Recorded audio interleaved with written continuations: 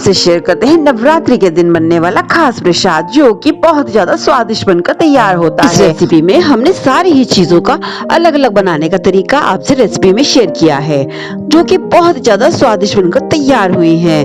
तो आइए फिर जानते हैं इसको बनाने का आसान सा तरीका।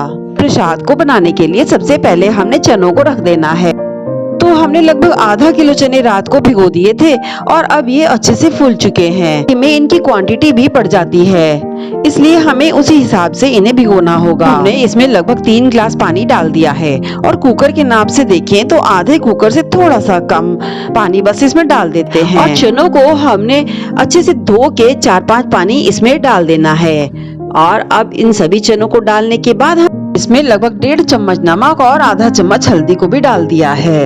और फिर नमक इसमें इतना पर्याप्त है, न कम न ज्यादा, लेकिन फिर भी अपने स्वाद के अनुसार इसको आप कम ज्यादा कर सकते हैं।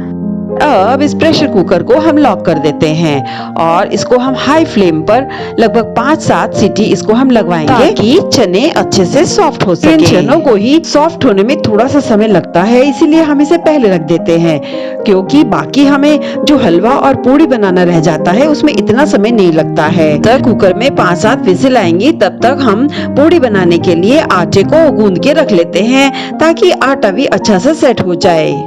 पूड़ी बनानी है उस हिसाब से हमने आटे को छान के ले लिया है और अब पानी को थोड़ा थोड़ा करके इसमें डालेंगे।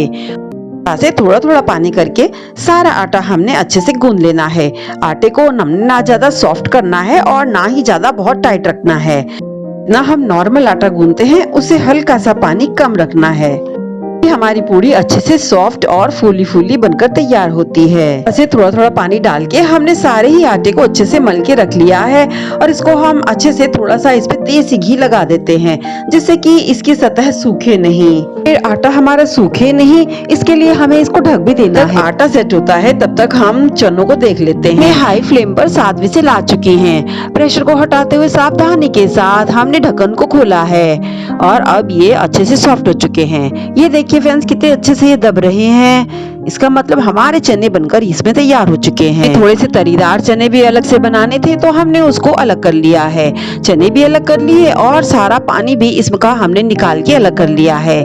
अलग भगोने में डाल देंगे और फिर बाकी जो चने बचे हैं उसमें हमें कुछ भी नहीं करना है, वो लगभग रेडी हो ही चुके हैं। तो थोड़ा सा हम इसमें मसाला ऐड करते हैं, बस हमारे चने बनकर तैयार हो जाएंगे। यहाँ पे हम आपको ये कहना चाहेंगे फ्रेंड्स, अगर आपको ये सिर्फ सूखे चने ही इस तरह से मसाले वाले बनाने हैं, चनों को उबालते समय सिर्फ 2 ग्लास पानी ही डालेंगे। अब हमने इसको बहुत ही आसान तरीके से बना लिया है। तो हमने इसमें एक मसाला भी ऐड किया है। तो वो कौन सा मसाला ऐड किया है? हमारे चने बिल्कुल फटाफट बनकर तैयार हो चुके। उसके लिए हमने यहाँ पर अलग से कोई और मसाले इसमें बिल्कुल भी नहीं डाले हैं। पहले हमने यहाँ पर 1 कड़छी भर रिफाइंड ऑयल को डाल देना है। चम्मच से देखिए तो 4 बड़े चम्मच हमने यहाँ पे रिफाइंड ऑयल को डाला है। सारे चनों में इसको अच्छे से हम मिला देंगे ताकि तेल मिलाने से चने अच्छे से सारे ड्राई हो जाएं और इसमें मसाला अच्छे से रिस पाए। इसको इस तरह से 2-4 मिनट चलाने के बाद अब हमने यहाँ पे डाल दिया है चना मसाला। और से ले तो इसको छोले मसाला या चने मसाला कहा जाता है और फिर ये बाजार में बहुत आराम से मिल जाता है। अगर आप इसको घर पर बनाना चाहते हैं तो फिर आप इसको आराम से बना सकते हैं। इसमें सारे ही मसाले मौजूद रहते हैं और हमें इसमें अलग से मिर्च डालने की भी जरूरत नहीं पड़ती। तो हमने सिर्फ नमक, हल्दी और फिर ये चना मसाला ही डाला है। और फिर तेल डालने के बाद हमने इन सबको अच्छे से चला दिया है और मसाला भी ऐड किया है। तो सारा मसाला इन चनों में अच्छे से लिपट चुका है और ये सॉफ्ट तो हो ही चुके थे, अब ये बहुत ज्यादा स्वादिष्ट भी हो चुके हैं। फिर देख रहे हैं कि कितने अच्छे से तो दब ही रहे हैं और इन पर मसाला भी बहुत ही अच्छे से अब कोट हो चुका है। अब हमने इसमें कुछ नहीं करना है, बस थोड़ा सा इसमें हमने हरा धनिया को काट कर डाल देना है, जिससे कि इसका स्वाद बढ़ जाता है। वैसे हमारे चने का प्रसाद बनकर तैयार हो चुका है। अब चलते हैं हम हलवा बनाने की तरफ। तो पहले हम हलवा बना लेंगे, तब तक हमारा आटा और अच्छे से सेट होता है। 1.5 कटोरी सूजी, किसी भी कटोरी को लिया जा सकता है। हम कढ़ाई में डाल देते हैं और इसको हमने 2-3 मिनट तक इसी तरह से इसको गर्म होने तक चलाते रहना है, जिससे कि हलवा हमारा बहुत ही ज्यादा दानेदार बनकर तैयार होता है। और इसके गर्म होने के बाद अब हमने इसमें 1.5 कटोरी घी या रिफाइंड को डाल देना है। जितनी हमने यहाँ पर सूजी का हलवा बनाना है उतना ही हमें घी या रिफाइंड को डाल देना है। और अब इसको हमने अच्छे से सारी सूजी में चलाते हुए इसको हमने मिला देना है। और अब गैस की फ्लेम को मीडियम करते हुए हमें इस सूजी को चलाते हुए बहुत अच्छे से भून लेना है जब तक इसका कलर नहीं चेंज हो जाता है। सूजी को इस तरह से भूनते हुए लगभग 5-7 मिनट हो चुके हैं और इसका कलर अब अच्छे से चेंज हो रहा है। जैसे जैसे सूजी भुनती जाएगी ये तेल और घी को यहाँ पे छोड़ती जाएगी। आप देख सकते हैं कि इसमें सूजी यहाँ पे अच्छे से भुन रही है और इसने घी को भी रिलीज कर दिया है। तो इसी तरह से हम थोड़ा सा इसको और चला लेते हैं कि इसका कलर हल्का सुनहरा भूरा नहीं हो जाता। सूजी को भूनते लगभग 5-7 मिनट और हो चुके हैं। अब इसका कलर हल्का सा सुनहरा भूरा हो चुका है और इसने अच्छे से घी को भी छोड़ दिया है। तो अब हम यहाँ पर डाल देते हैं लगभग 4.5 कटोरी पानी। जितना हमने सूजी ली है उसके हम यहाँ पे 3 गुना पानी को डाल रहे हैं। और सूजी हमारी अच्छे से भुन चुकी है और पानी डालने के बाद ये अच्छे से बुलबुले इसमें आने लग गए हैं और ये अच्छे से छिटकने लगती है। तो बहुत सावधानी के साथ हमें पहली कटोरी पानी को डालना होगा। से हमने 4.5 कटोरी पानी इसमें डाल दिया है। इसी से हमारा सॉफ्ट हलवा बनकर तैयार होता है। अगर पानी कम रहा तो फिर हमारा हलवा सख्त हो सकता है। ने यहाँ पर 1.5 कटोरी सूजी का इस्तेमाल किया था, उस हिसाब से हम इसमें 4.5 कटोरी पानी को डाल रहे हैं। और फिर हमने जितनी सूजी ली थी उतनी ही हम इसमें चीनी डालेंगे। 1.5 कटोरी सूजी तो 1.5 कटोरी चीनी को भी अब हम सूजी में डालते हुए सारे मिश्रण को अच्छे से हम चला देंगे। इसको हम मीडियम आंच पे इस तरह से चलाते हुए हमें पकाना है। और साथ ही में इसमें हमने डाल दिया है 2 पिंच भर ऑरेंज फूड कलर। बिल्कुल ऑप्शनल है, यानी कि आपके मन पे निर्भर करता है। अगर आपका मन है तो इसको डालिए, नहीं डालेंगे तब भी हलवा बहुत ज्यादा स्वादिष्ट बनकर तैयार होता है। इस तरह से फूड कलर को भी हम इसके पानी में इसी तरह से मिला लेंगे जिससे कि इसमें अच्छा सा कलर आ जाएगा। और अब हमें सभी चीजों को अच्छे से चला देना है। हमने इस मिश्रण को हाई फ्लेम पर चला दिया है जिससे कि सारी चीजें अच्छे से पक जाएं और सभी चीजें आपस में अच्छे से घुल मिल जाएं। अब इसको 5-7 मिनट और चला लिया है और सारी चीजें अच्छे से इसमें मिक्स हो चुकी हैं। और अब इसको हमने सावधानी के साथ चलाना है क्योंकि इस समय अब इसमें बुलबुले उठने लग गए हैं और पानी इसका बहुत छिटकने लगा है।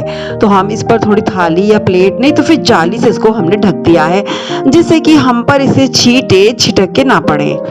और अब इसका पानी छिटकना बंद हो चुका है तो जाली को हम हटा देते हैं। लेकिन फिर भी हमें इसे इसी तरह से लगातार 5-7 मिनट और चलाते रहना है जब तक ये इकट्ठा नहीं होने लग जाता। तो अब हम इसमें डाल रहे हैं किशमिश और फिर साथ में हम इसमें जो सूखा नारियल होता है उसको हम लंबे टुकड़ों में काट के इसको हम पतला पतला डाल रहे हैं। तो यहाँ पे सूखे नारियल को कद्दूकस करके भी डाला जा सकता है। हमारे घर में इसी तरह से बच्चे पसंद करते हैं तो हम इसको इसी तरह से डाल रहे हैं। तो हमने किशमिश को भी अच्छे से साफ करके धोकर हमने इसको डाल दिया है क्योंकि मीठी होने की वजह से कभी कभी इसमें किरकिरी लगी रहती है तो इसमें किरकिराहट नहीं होगी। और अब कैसे जानेंगे कि हलवा बनकर तैयार हो चुका है? इसको जानने के भी 2 तरीके हैं।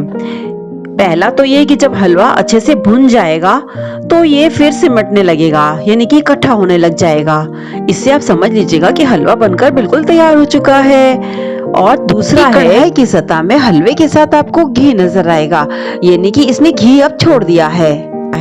तो इसके किनारों पे जब आपको घी दिखने लगे इसका मतलब हमारा हलवा बिल्कुल बनकर तैयार हो चुका है। और अब हमें इससे ज्यादा और नहीं पकाना है तो गैस की फ्लेम को हमने यहाँ पर बंद कर देना है और इसको हमने जाली से ढककर फिर ढक्कन से ढक के रख देना है ताकि ये पसीजे नहीं। मजेदार स्वादिष्ट हलवा बनकर बहुत ही आसान तरीके से तैयार हो चुका है। अब आटे को जो रखा था हमने उसको अच्छे से मसल कर हमने इसको बराबर टुकड़ों में तोड़ने के बाद इसकी अच्छे से लोइयां कर ली हैं। और अब इसको तेल लगाकर थोड़ा थोड़ा हम इसको अच्छे से बेल रहे हैं। तरफ से बेलन को चलाते हुए हमें इसे पतला पतला बेल कर रख लेंगे। तेल को भी हमने मीडियम आंच पे गर्म होने के लिए रख दिया है और अब हमारी इधर सारी पूड़ियाँ बेलकर तैयार हो चुकी हैं। तेल अब जब गर्म हो चुका है तो इसको हम एक एक करके इसमें डाल के तल लेते हैं। पूड़ी उठाकर इसमें हम इस तरह से डाल रहे हैं और आंच को हमने मीडियम रखा है। इसको हम थोड़ा सा सिकने के बाद पलट रहे हैं, हल्का सा दबा देंगे ताकि ये फुल से इसको हम पहली तरफ इसको हम पलट रहे हैं ताकि यहाँ से भी अच्छे से सिक सके। तो 1 सेकंड के लिए हमने इसे पहली तरफ भी सेक लिया और दूसरी तरफ भी हमने इसको 1 सेकंड अच्छे से सेक लिया है। अच्छे से ये पूड़ी हमारी दोनों तरफ से लाइट ब्राउन हो चुकी है, तो तेल को निचोड़ते हुए अच्छे से हम इसे कैसरोल में निकाल लेंगे, जिसमें कि हमने फॉइल पेपर लगा के रखा है। और इस तरह से हम सारी पूड़ियों को तल के निकाल लेंगे। अब इस तरह से हमारी सारी ही पूड़ियाँ बनकर तैयार हो चुकी हैं। अब हमने इन पूड़ियों को लगा दिया है दोनों में। माता रानी को भोग लगाने के बाद प्रसाद हमारा बनकर तैयार हो चुका है। इनमें हमने पूड़ियाँ रखने के बाद इसे हलवा और थोड़े से चने रखने के साथ हमारा ये अष्टमी का प्रसाद बनकर तैयार हो चुका है। इस तरह से देख लिया फ्रेंड्स आपने कि इसको बनाना कितना ही ज्यादा आसान है। और भोग लगाने के बाद तो ये प्रसाद बहुत ही ज्यादा स्वादिष्ट बन चुका है। आप भी इस तरह से इस प्रसाद को बहुत ही आनंद के साथ बनाइए, खाइएगा। और इस तरह से प्रसाद को बनाना, खाना और आमी शौकीन की रसोई को सब्सक्राइब करना बिल्कुल ना भूलें।